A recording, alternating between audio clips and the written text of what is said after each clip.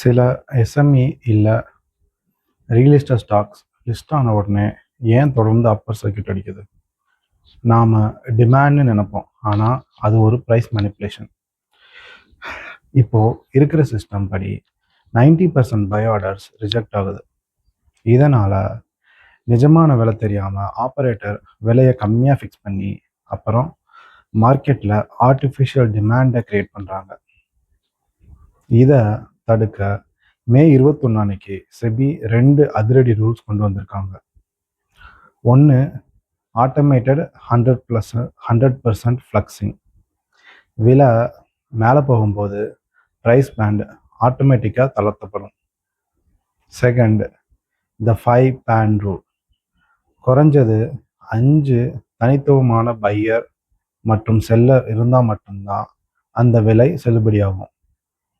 இனிமே operator game ஆட முடியாது. மார்க்கெட் ஸ்ட்ரக்சர் மாறப்போகுது. புரிஞ்சு ட்ரேட் பண்ணுங்க. Think durable, think டொரன்ஸா.